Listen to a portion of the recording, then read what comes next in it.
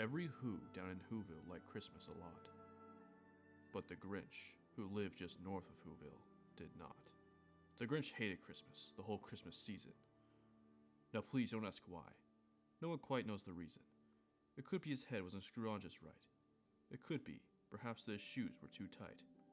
But I think that the most likely reason of all may have been that his heart was 2 sizes too small. But whatever the reason, his heart or his shoes, he stood there on Christmas Eve, hating the Whos, staring down from his cave with a sour, grinchy frown at the warm lighted windows below in their town. For he knew every Who down Whoville beneath was busy now, hanging a mistletoe wreath. And they're hanging their stockings, he snarled with a sneer. Tomorrow is Christmas, it's practically here. Then he growled with his Grinch fingers nervously drumming. I must find some way to stop Christmas from coming. For tomorrow he knew all the Who girls and boys would wake up bright and early. They'd rush for their toys, and then, oh the noise,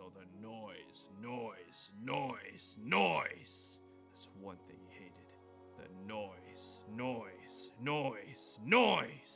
Then the Who's young and old would sit down to a feast, and they'd feast, and they'd feast, and they'd feast.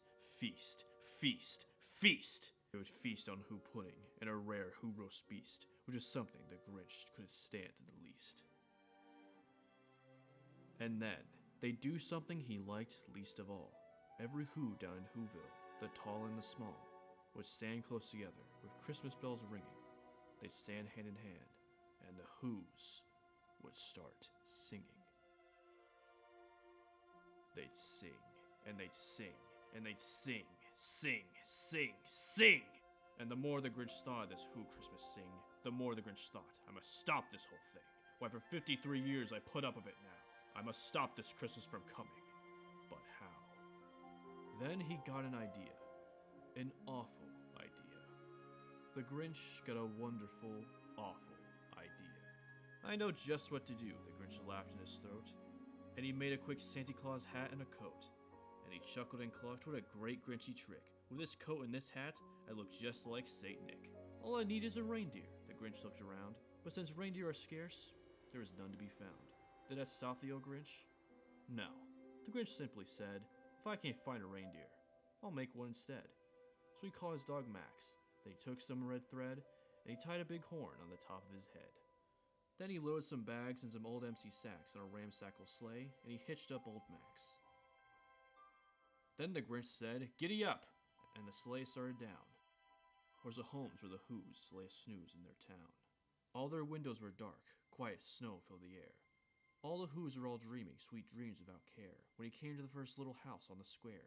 This is stop number 1, the old Grinchy Claus hissed, and he climbed to the roof, empty bags in his fist.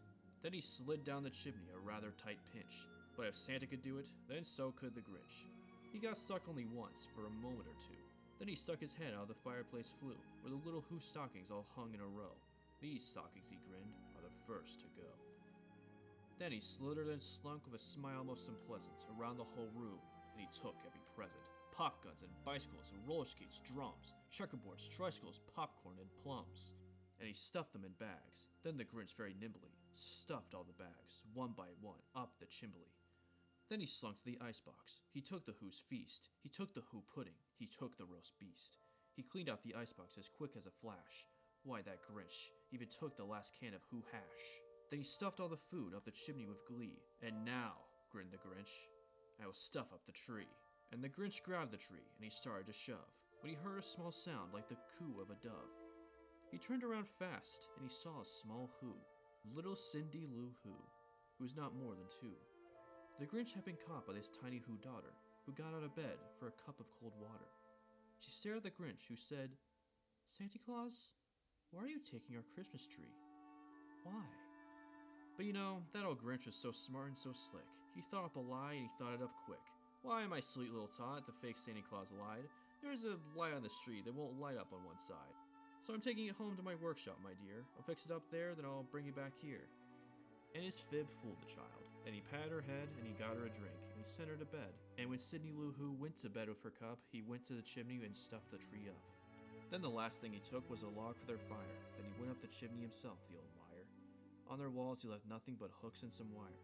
and the one speck of food that he left in the house was a crumb that was even too small for a mouse. Then he did the same thing to the other Who's houses, leaving crumbs much too small for the other Who's mouses.